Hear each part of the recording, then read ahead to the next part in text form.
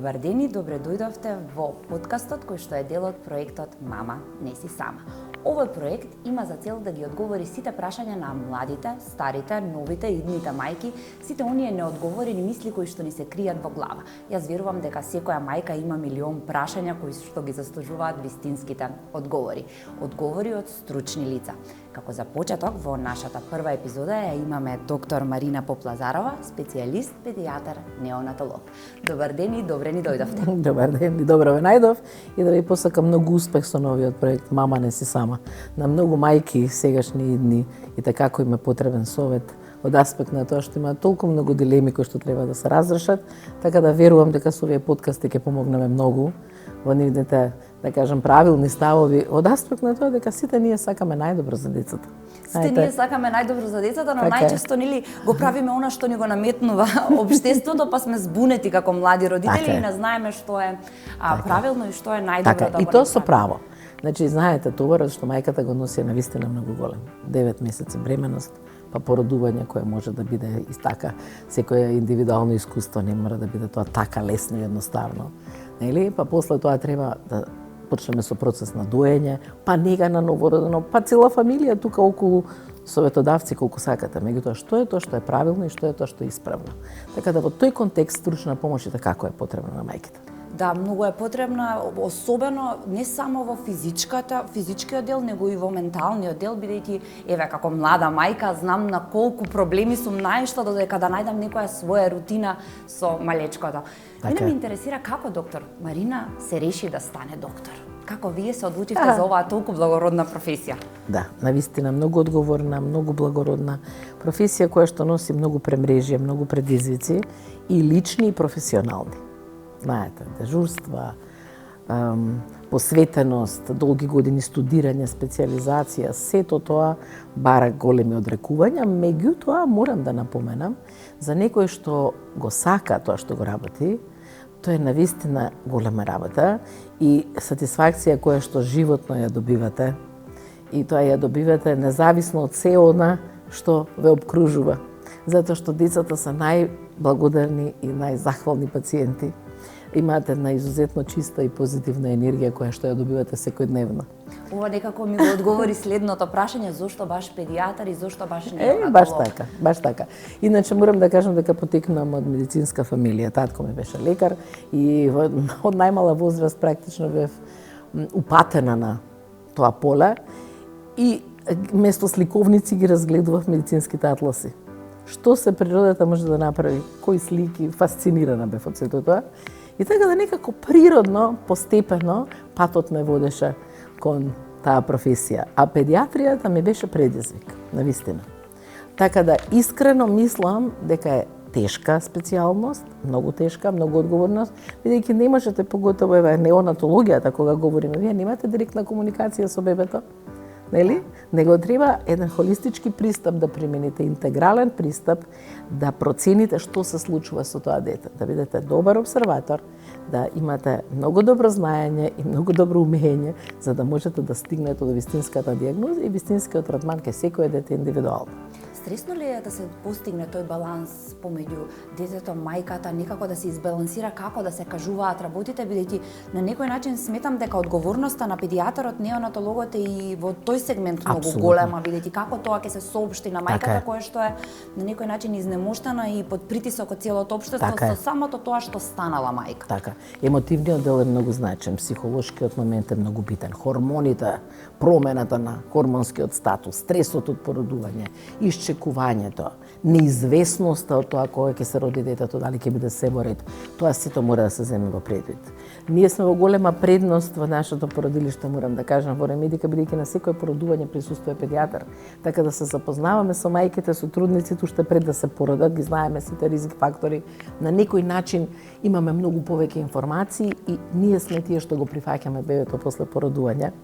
Значи, кога е се во ред, сите сме многу среќни. Детето е витално, доносено, терминско убаво плаче, убав тонус, убави рефлекси, розова боја на кожата.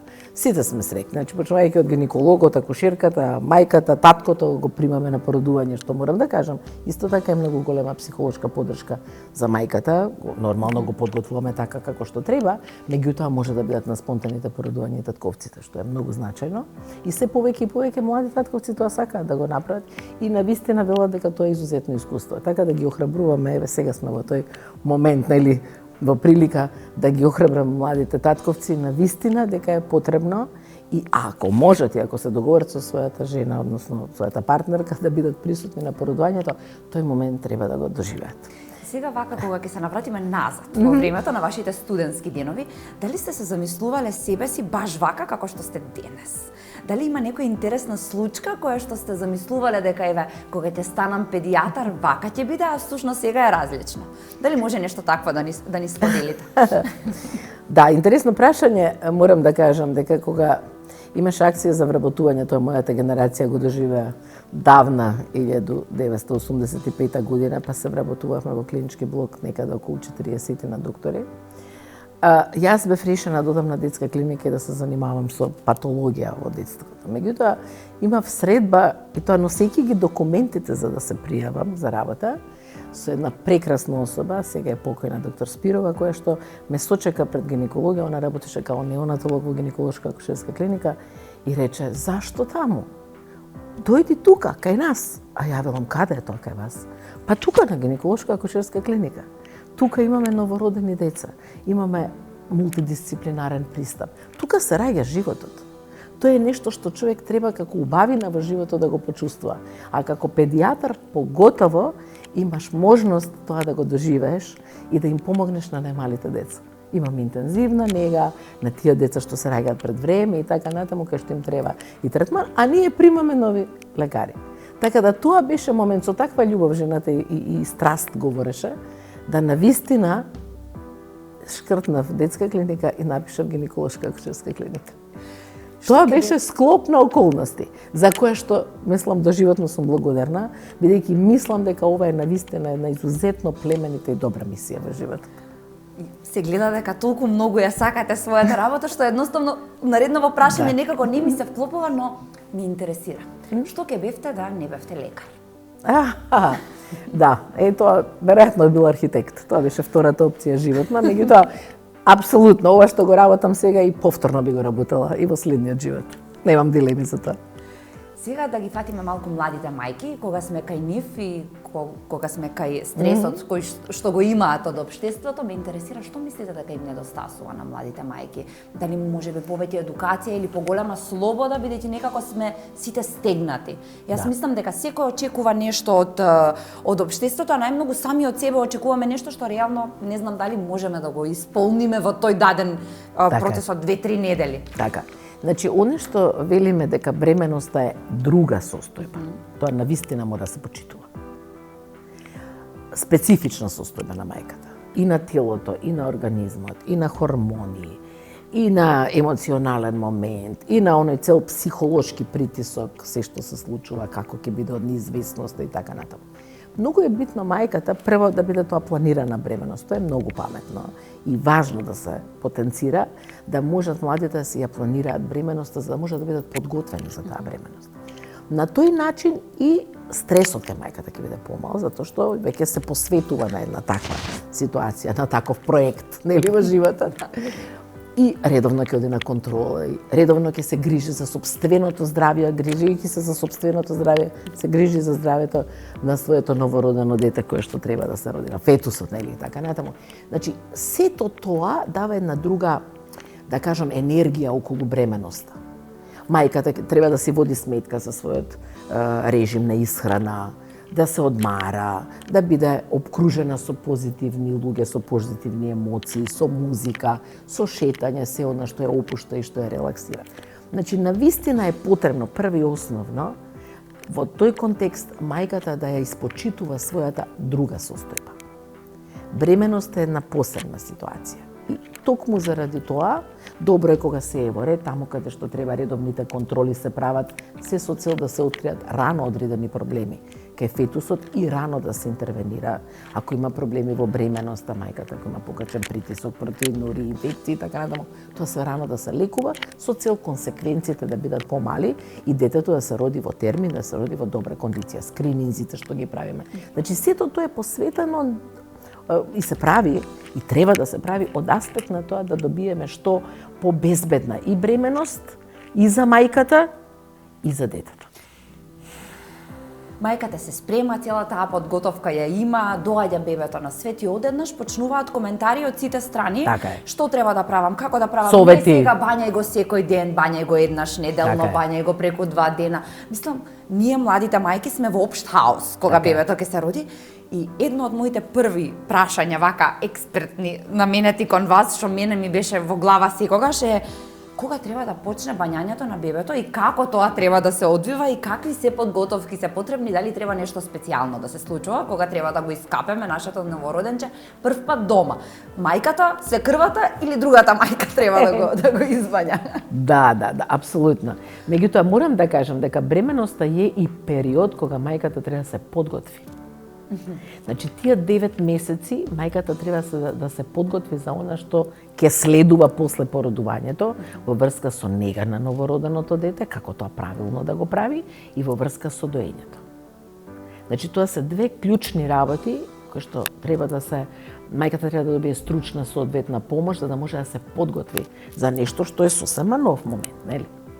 Она што е улогата на породилиштето, морам да кажам, тоа е да учествува во таа подготовка, бидејќи иницијацијата, ја би почнала од доењето, па ќе се навратиме и на негата и на капењето, иницијацијата, почетокот на доењето, давањето на соодветна стручна помош на секој пар кој што е специфичен мајка-дете, треба да се случи во породилиштето. Значи, многу е клучен тој момент. Значи, мајката мора претходно да добие релевантни информации, сега, фала Богу, имаме можност за таква нешто.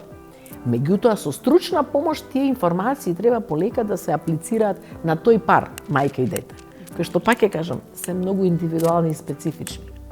Значи, доењето, од тој аспект да може иницијацијата, почетокот и поддршката за доење да се случи, положба за доење, кои се све правилните начини на доење и така натаму, бидејќи доењето треба да биде еден пријатен и неболен чин, него мајката треба да знае како правилно да го дои, а детето треба да научи како правилно да цица.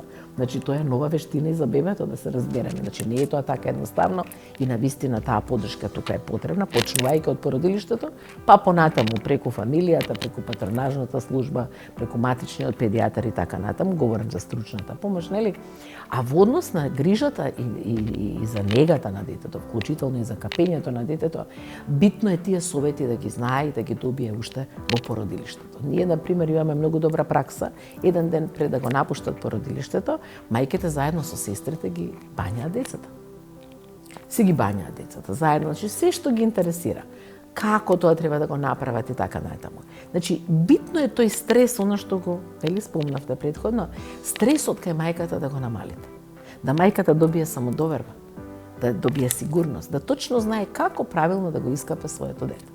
Јас верувам дека многу мајки се наоѓаат во шахмат позиција, особено кога ќе се породат, бидејќи Така. тука им се случува хаос во главата. Добро е што го спомнавме и доењето, бидејќи тоа е еден стресен сегмент, па имам леко, немам леко, сака бебето да цица, не сака да цица, згора на тоа тука доаѓа и капењето. И навистина, моето прашање е како да се изменаџираат овие работи во главата на жената и што треба да се слуша?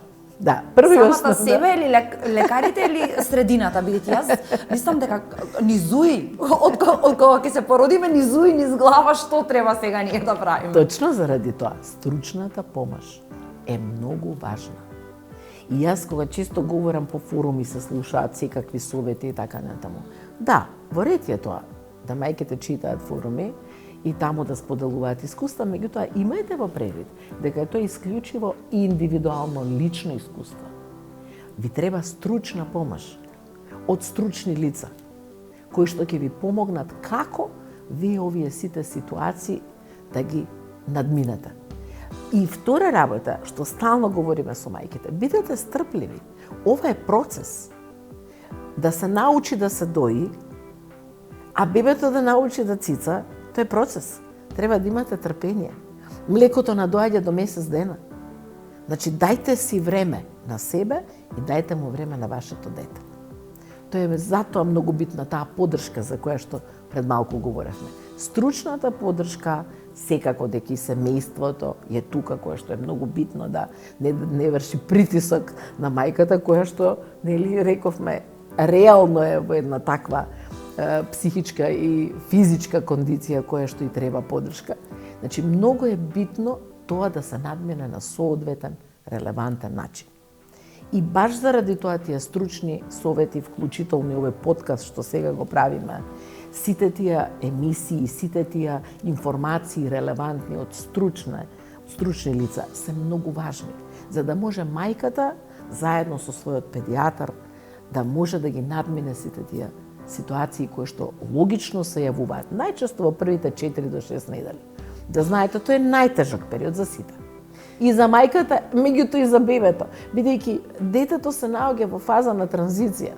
Тоа ви е фетус во транзиција. Замислите, 9 месеци детето се добива пасивно, постелката диши за него, постелката го храни и одеднаш се песекува папечната врпца и добивате дете кое што треба само да се снајде во овој надворешен свет.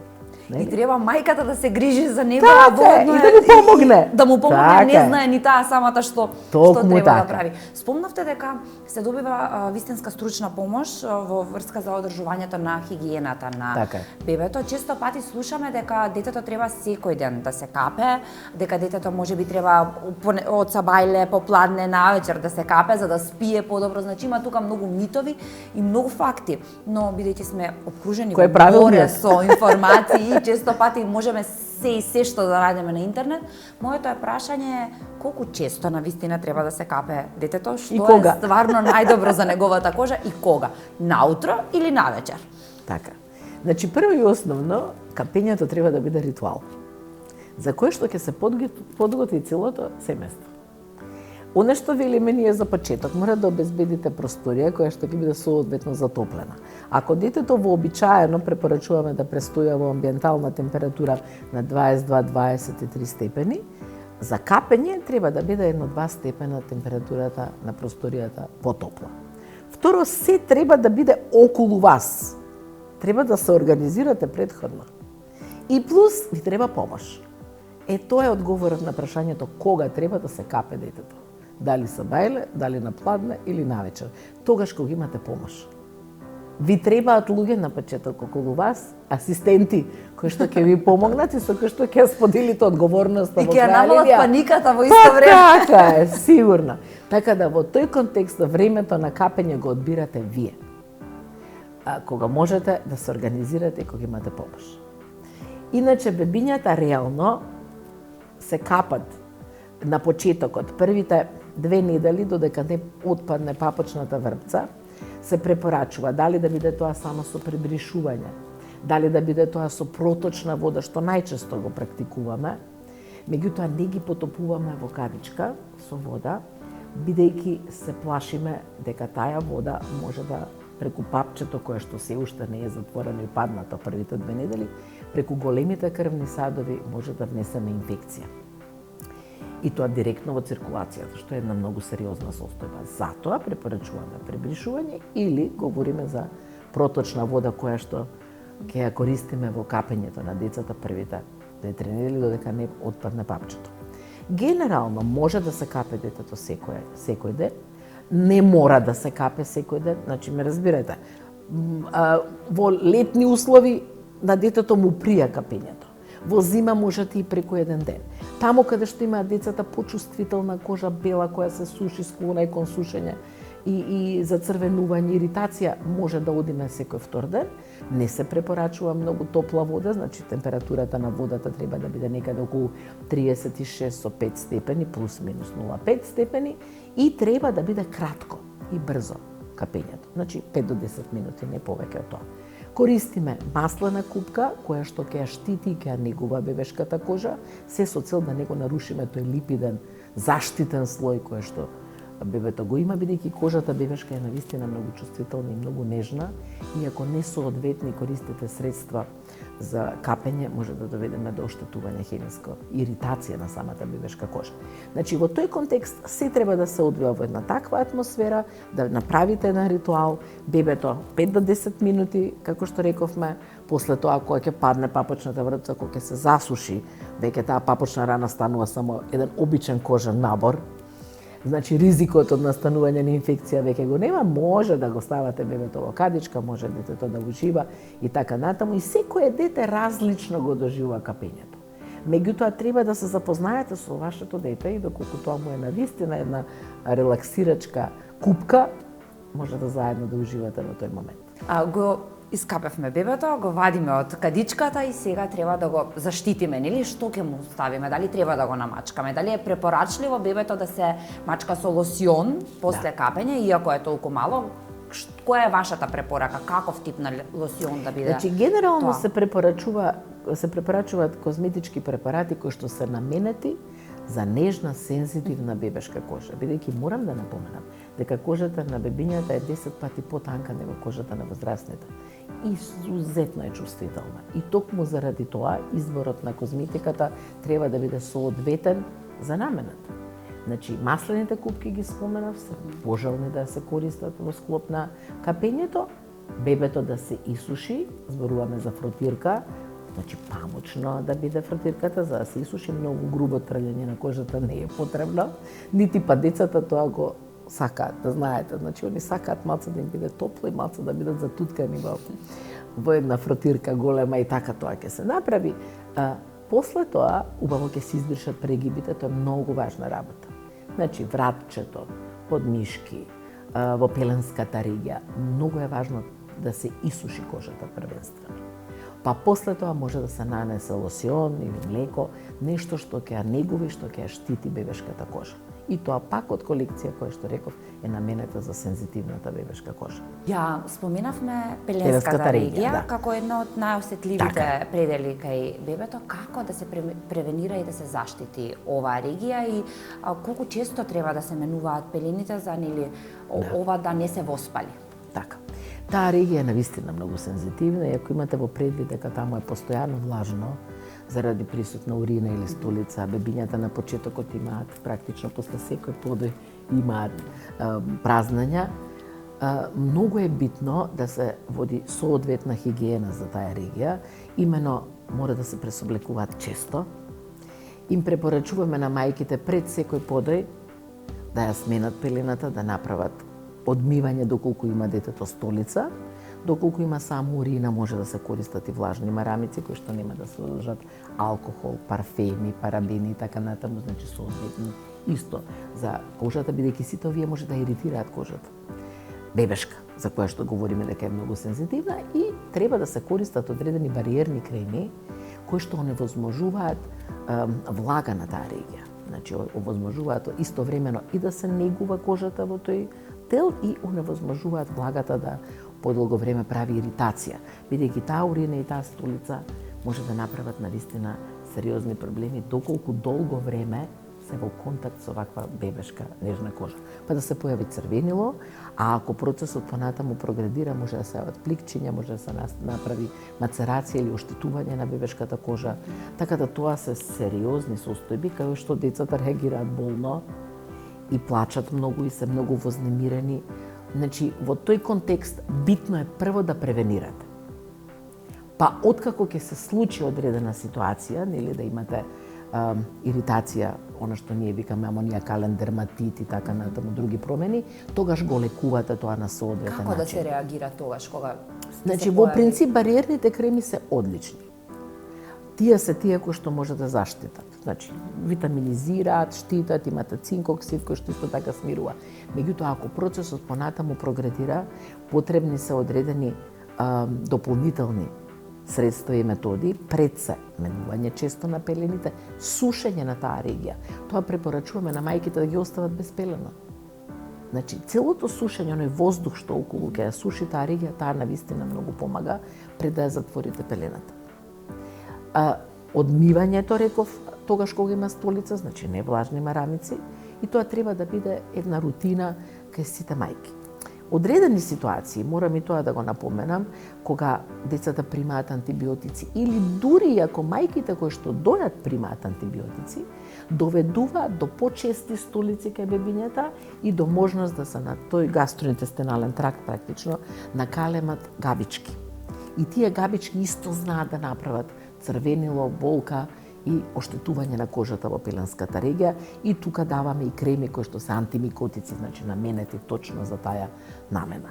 Така да имаме, зависно од иритацијата, зависно од кој степен е оштетена кожата во пеленската регија, имаме соодветен третман и затоа им треба лекарска помош на мајките. И за крај, што е она што би сакале да ги посоветувате младите мајки кои што имаат милион прашања во глава, како да се однесуваат, каде да се обратат и на кого да веруваат? Прво, морам да кажам, прво да се заблагодарам на поканата, што имав можност ова да го споделам со вас, овие сите информации. Ние им стоиме како стручни лица на мајките секогаш на располагање. Значи, гледајте да добиете соодветна, релевантна стручна помош. Секогаш кога имате дилеми. Така да тоа е многу битно за да можете правилно да расудувате и да знаете кои се правилните третмани и постапки што треба да ги практично превземете во негата и во грижата за вашето новородено дете. Педиатрите ви се партнери во заедничката грижа за вашите деца. Тоа е многу битно и затоа заедно практично ги растеме децата и ги негуваме. Тоа е многу битно да го знаете и во тој контекст мора да кажам уште еднаш да ги посоветува мајките дека треба да уживаат во нешто што се вика мајчинство. Бидејќи тоа е еден изузетен период во животот, а ние сме тука да им помогнеме секогаш кога тоа е потребно. Ви благодарам уште еднаш што бевте дел од нашиот подкаст Мама не си сама. Јас верувам дека на многу мајки им ги одговоривме прашањата, им дадовме некаква насока и дека ќе почнат да прашуваат стручни лица и дека ќе се информираат соодветно за сите проблеми кои што нели настануваат во текот на мајчинството. А на вас, драги гледачи, ви велам чао и се гледаме во следната епизода на Мама не си сама.